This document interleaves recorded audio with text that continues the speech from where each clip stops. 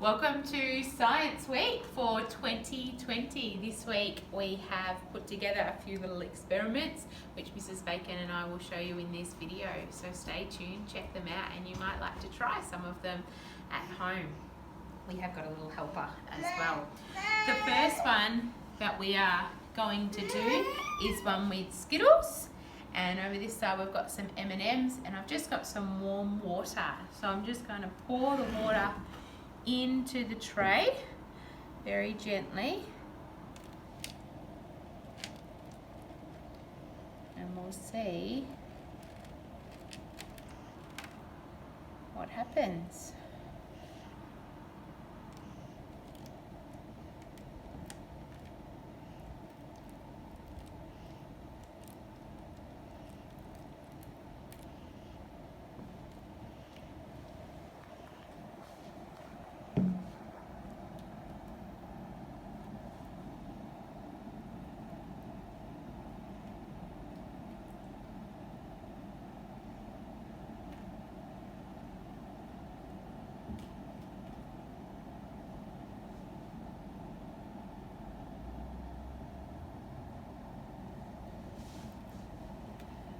As you can see, the Skittles are losing their colour and creating some really cool patterns, but the M&Ms also work just as effectively.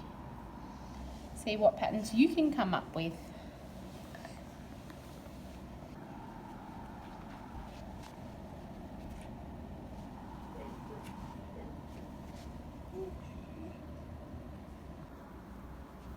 Okay, now we're going to make some putty. It's a nice messy one, so I'm sure the parents will love this one. It involves 2 ingredients and a colour is optional. So you just need half a cup of corn flour and 1/4 cup of liquid hand soap. So I've popped my half a cup of corn flour in there already into my mixing bowl, and I've just measured out 1/4 cup of liquid hand soap, which I'll pour in to combine. Now, if you find your mixture a little bit crumbly after this, just add a little bit more hand soap, and alternatively, if it's a little bit wet, just add a little bit of corn flour. So you just need to adapt to how yours feels. Mixing it to combine it.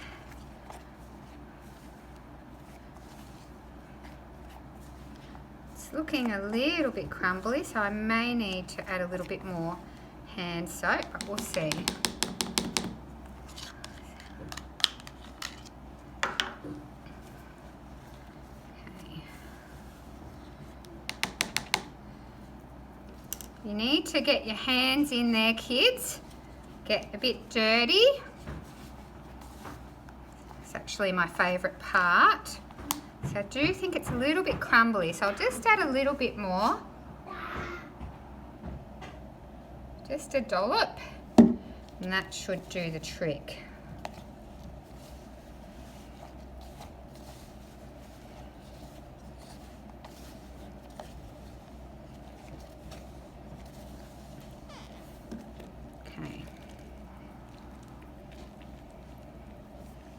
Yeah, it's coming together much better now. It's a little bit crumbly still. First one worked really well. Here's my first one. It worked perfectly. I'll add a bit more and I reckon we'll be right. Oh.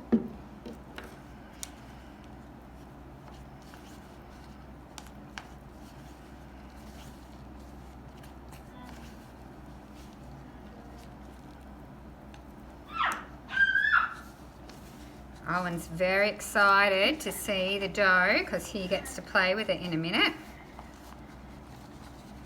Okay, so grab it out, knead it. Okay. Probably work over a nice workbench in the kitchen.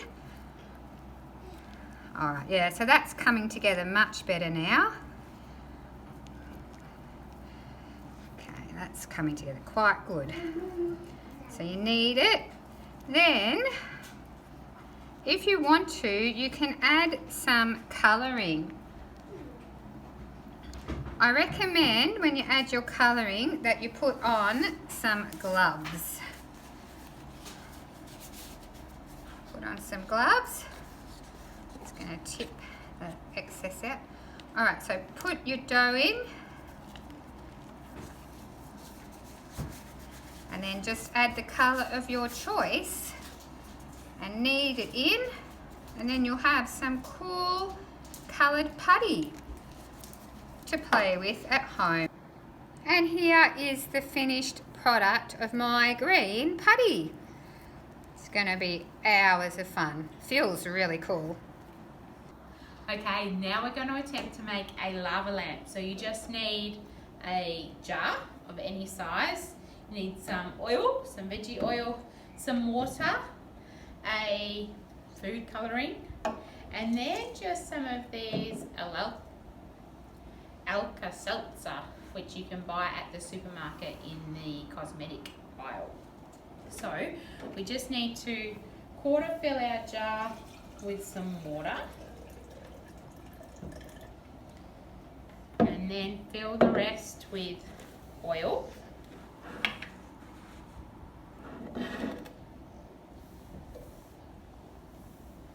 And you'll see that the water and the oil will separate.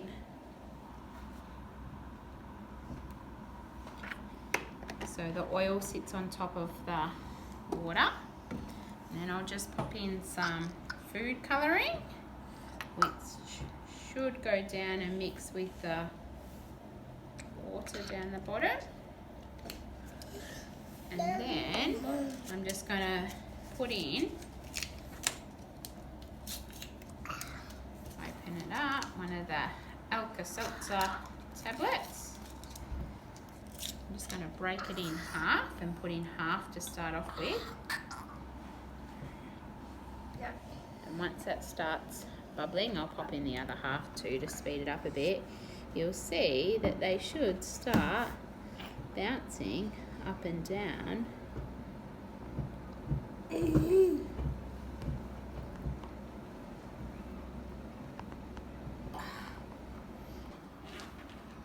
Okay, here's a nice quick one.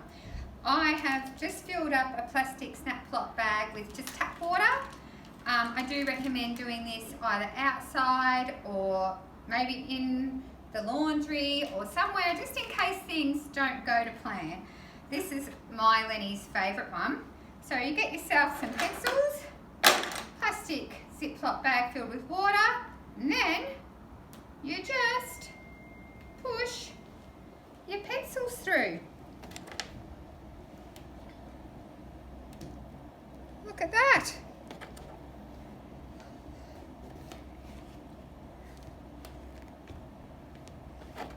And you can do as many pencils as you like. Just another super quick experiment here. So I've got a tray with just some water on it, and I'm just going to sprinkle some pepper on top of my water. So a fairly thick layer so you can see it. And then just some dishwashing liquid, and hopefully when I put it on, you'll see the pepper runs away from it. Okay, now this next experiment is focused for the 3-4s, but it's a fun one for everybody to do. At the start of term 3, before remote learning kicked in, the 3-4s were learning about living things and non-living things, and there are 7 criteria that a living thing has to have. It needs to be able to move, which plants do. They can turn to look at the sun. They need to be able to respirate and breathe.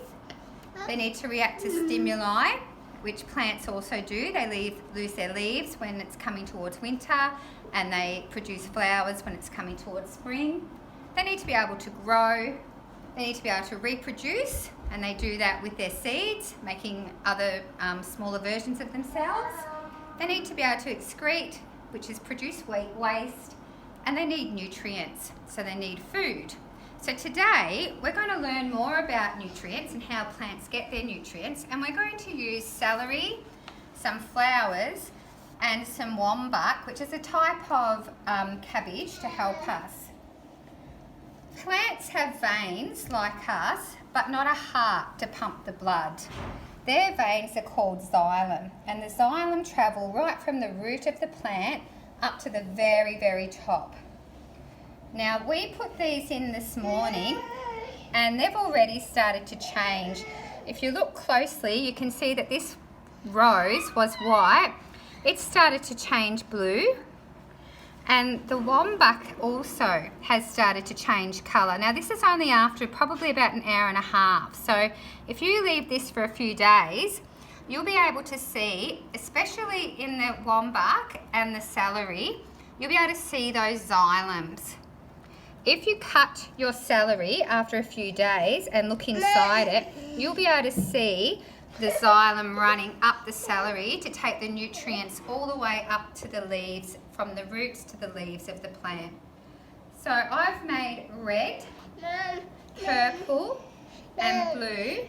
The darker colours seem to work better, and the celery is probably the slowest, but it will change. Okay, just another quick little one. So we've got a bottle of Coke, we have trialled it, so there's a bit missing, and some Mentos. The mint ones might work better, but we've just got the fruity ones and they also appear to work. So I'm just going to take out some Mentos.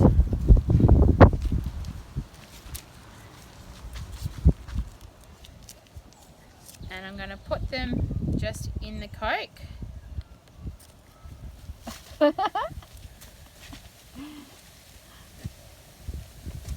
And all done. The more Mentos, the more bubbles you would get, of course, and the more reaction you'd get. Make sure you do this one outside.